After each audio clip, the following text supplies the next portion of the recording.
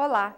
O jornal Estadão, em parceria com o Sistema Positivo de Ensino, presente em mais de 4.000 escolas em todo o Brasil, trazem até o próximo domingo, dia 16, uma bateria de super aulas para você, que quer estar preparado para o Exame Nacional do Ensino Médio de 2011. Ao todo, são mais de 50 aulas com os professores do Positivo, especialistas no ensino pré-vestibular. É conhecimento que não acaba mais. Ainda hoje, vamos aprender mais com as aulas de literatura comandadas pelas duplas Fábio e Braz. Na física, tem o reforço dos professores Euler e do professor Cordeiro. Para começar, é hora de saber tudo sobre biologia molecular com o professor Pedro.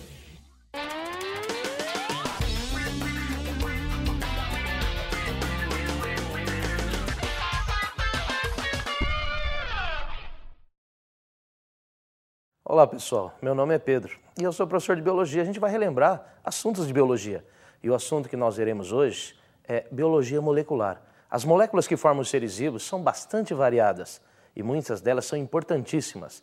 Então cabe agora a gente relembrar as principais, as funções de cada uma delas e depois a gente fica preparado para enfrentar os vestibulares, ok? A questão número 1, bem-vindo aí. A biologia molecular é um ramo da ciência que atua no estudo das moléculas que formam os seres vivos em seus mais diversos aspectos. É um estudo muito abrangente, pois alguns cientistas acreditam que existam mais de 100.000 proteínas diferentes formando os seres vivos. Analise as informações. Dê uma olhada no gráfico que está sendo oferecido logo abaixo, porque aí estão as informações para poder resolver depois as questões que nós vamos apresentar. Agora dá uma olhada. Olha o principal formador da matéria viva. O principal formador da matéria viva é a água. A água aparece em maior abundância nos seres vivos. Agora veja quem aparece em segundo, terceiro lugar. Dá uma olhada em todos eles. Proteínas são muito abundantes nos seres vivos também, mas nem se compara com a água. Das moléculas orgânicas que formam os seres vivos, nós temos aí proteínas, lipídios, carboidratos, ácidos nucleicos. Lembrar que nos animais a segunda molécula mais abundante é a proteína. Já nos vegetais, quem aparece em grande abundância é a celulose. E celulose é um glicídio, então tomar cuidado para esses aspectos. Vitaminas são moléculas que aparecem em pequena quantidade nos seres vivos, tá ok? Então vamos para a análise das frases que serão agora colocadas. Leia com cuidado cada uma delas. Os átomos mais abundantes na composição química dos seres vivos são carbono, hidrogênio, oxigênio e nitrogênio. Em porcentagem, os átomos mais abundantes são o hidrogênio com 61,5%, o oxigênio com 23%, o carbono em torno de 10,6% e nitrogênio em torno de 2,4%. É isso mesmo, essa é a relação aproximada. Então essa primeira frase está correta. Segunda frase.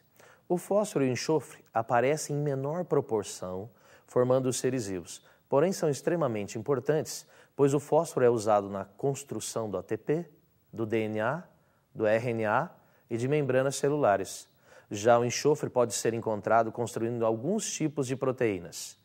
Ótimo, isso também é verdade, tá? Então, verdadeira, segunda frase.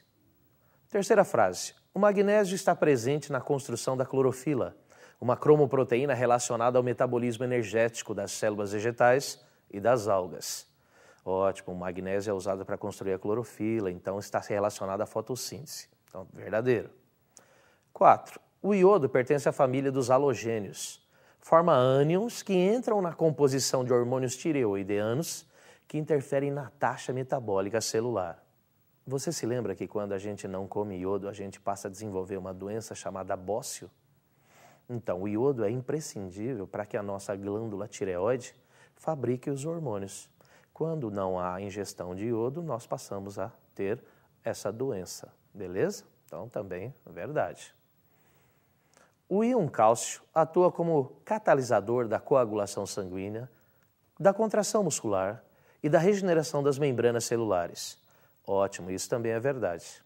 Além de construir cascas de ovos, dentes, carapaças, eles também fornecem íons cálcio para serem catalisadores de reações importantíssimas. Também é verdade. A próxima diz o seguinte: o íon potássio, o íon sódio e o potássio são íons relacionados à condução de impulsos nervosos nas membranas celulares. A ingestão excessiva do íon sódio provoca hipertensão arterial, podendo levar a casos de acidentes vasculares. Você se lembra que a gente não pode exagerar na quantidade de sal? O sal deixa o nosso sangue muito concentrado e isso faz com que a água entre no sangue e o volume do sangue aumente muito, forçando as paredes dos vasos, o que pode provocar o rompimento de vasos. Então, também é verdade. 7ª frase. As moléculas orgânicas formadoras dos seres vivos são bastante variadas. Entre elas encontramos a insulina, que é uma proteína com função hormonal, a heparina, que é um polissacarídeo anticoagulante, a celulase, que é uma enzima proteica, o estrógeno, que é um lipídio esteroide, e o DNA e o RNA, que são polinucleotídeos de função hereditária. Ótimo, beleza, está tudo correto também, então, verdadeiro. 8ª frase. As macromoléculas formadoras dos seres vivos são representadas por proteínas, polissacarídeos e ácidos nucleicos. Os ácidos nucleicos são os biopolímeros construídos por milhões de nucleotídeos, estando presentes em seres celulares e acelulares. Pessoal, você se lembra que os acelulares são os vírus? O vírus também tem DNA ou RNA. Lembra disso? Tá? Então, essa frase também está correta. 9ª frase. Os hormônios animais podem ser lipídios, como é o caso do estrógeno e progesterona, cortisona e testosterona, ou ainda eles podem ser proteínas, como é o caso de insulina, como é o caso do glucagon, como é o caso do GH, que é o hormônio de crescimento, como é o caso da prolactina, ou ainda eles podem ser glicoproteínas, como é o caso do FSH e do LH e da aldosterona. Pessoal, aldosterona, esteroide é lipídio, portanto está errado. Tá? Beleza? Então, essa 9ª questão, falsa. 10ª frase. As vitaminas representam menos de 1% do corpo humano e pertencem a grupos químicos bastante variados. A vitamina C é um ácido relacionado à proteção das mucosas e da gengiva, pois evita uma doença chamada escorbuto. Você se lembra que a vitamina C é o ácido ascórbico? O ácido ascórbico combate o escorbuto, evita escorbuto. Certo? Beleza? Então, verdadeiro. 11. As vitaminas são moléculas orgânicas de pequeno peso molecular. Agem em pequenas doses, sem qualquer valor energético, sendo transportadas através de mecanismos como difusão simples, difusão facilitada e transporte ativo. Pessoal, vitamina não dá energia para ninguém. O que dá energia para a gente são os alimentos. E quem são os alimentos? Bom, os alimentos são formados por lipídios, por proteínas, por carboidratos. É isso que nos fornece energia. Vitamina na maioria das vezes é alguém que ativa enzimas, beleza? Então, pessoal, a 11 é verdadeira, tá ok? Vamos para a 12 agora. O excesso de vitaminas no corpo humano pode ser eliminado através do suor, da urina e das fezes. Bom, isso também é verdade, pessoal, pode marcar aí. 13. A glicose é um monossacarídeo fornecedor de energia para os animais e produzida na fotossíntese, sendo quebrada no interior das mitocôndrias durante a respiração celular. Pessoal, que glicose é fabricada na fotossíntese nós sabemos, mas glicose entra na mitocôndria? A glicose é quebrada no hialoplasma, portanto, a 13 é falsa. Ela é quebrada durante a glicólise, ela não entra na mitocôndria. Vamos para a 14? 14. A quitina é um polissacarídeo formador da parede celular dos fungos e também do exoesqueleto dos artrópodos, como a casquinha do camarão e do besouro, e é de fácil digestão para os seres humanos. Pessoal, quitina é um polissacarídeo bastante grande. É de fácil digestão, então? Não, é de difícil digestão, portanto, falso. Vamos para 15 agora? 15.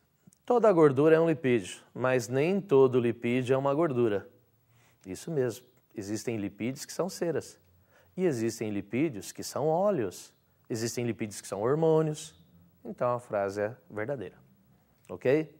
Relembrou bastante a respeito dessa primeira parte? Vamos para uma segunda parte agora, que essa segunda parte também traz um monte de informações para a gente relembrar, tá ok? Vamos para a questão 2. Questão 2. A célula eucariota apresenta variadas organelas citoplasmáticas com funções definidas e com características próprias. O núcleo da célula eucariota apresenta regiões que podem ser coradas com corantes específicos, facilitando sua visualização e delimitando seu conteúdo.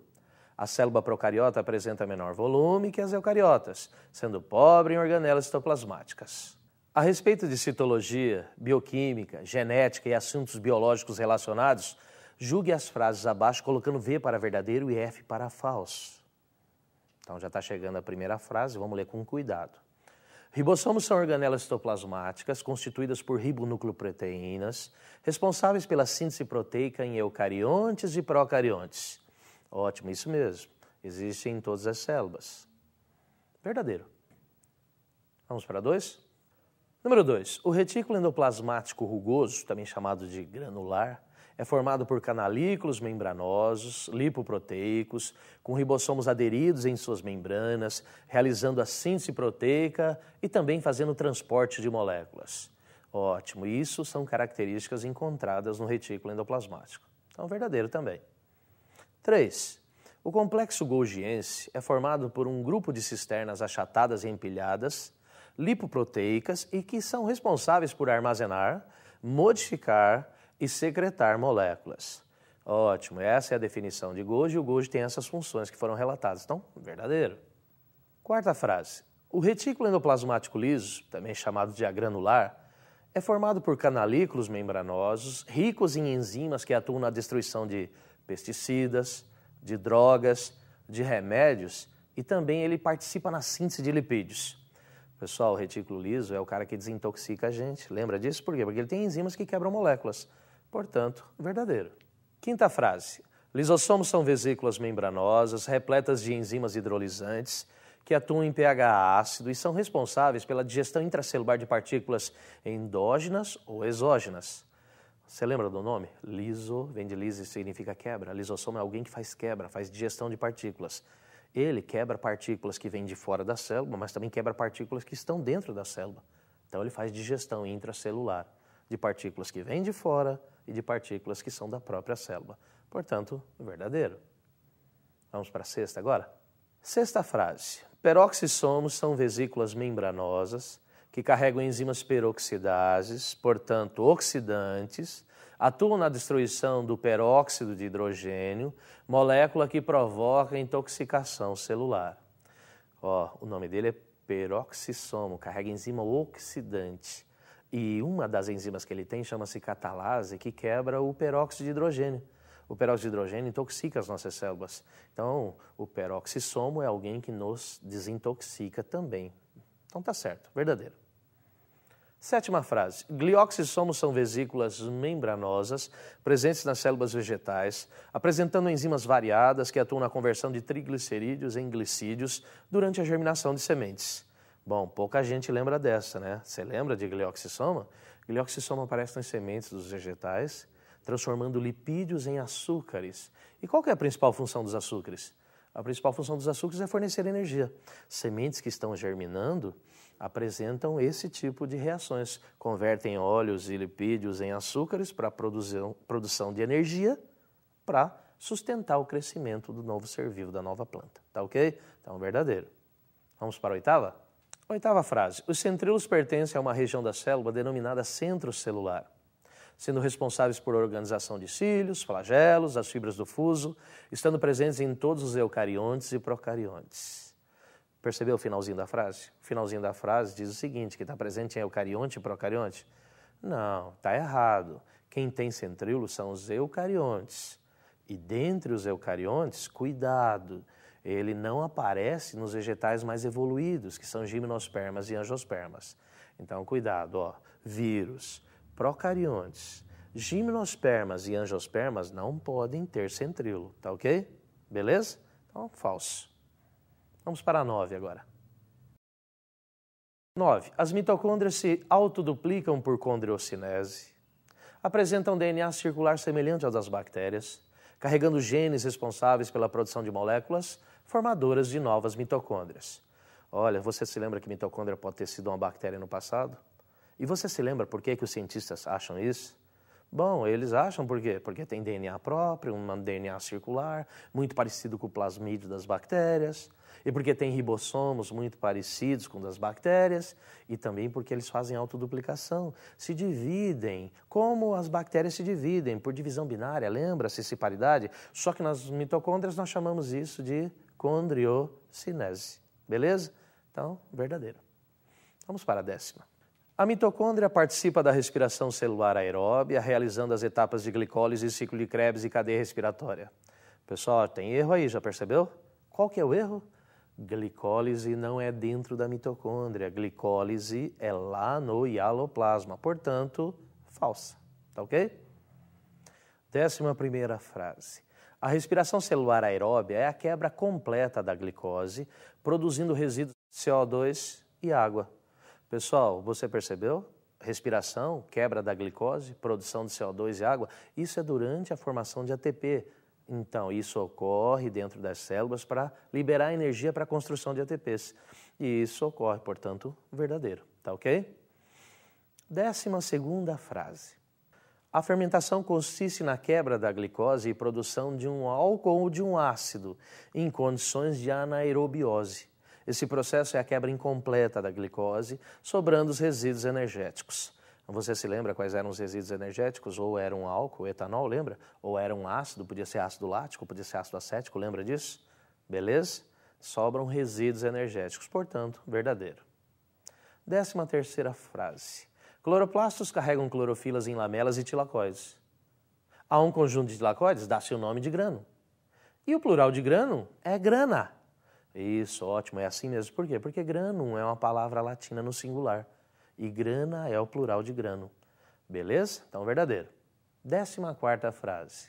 Leucoplastos são organelas armazenadoras de substâncias de reserva, como amiloplastos, armazenam amido, lipoplastos, armazenam lipídios, e proteoplastos, armazenam proteínas.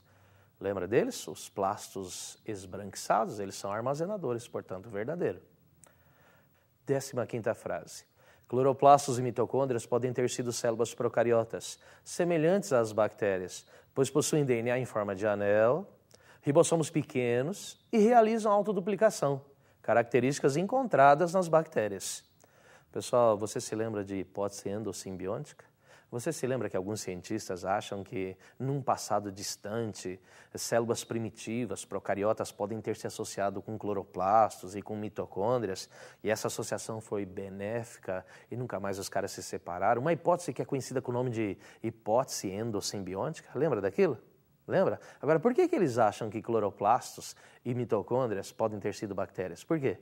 Primeiro, porque cloroplasto, mitocôndria, tem um DNA em forma de anel muito parecido com o das bactérias.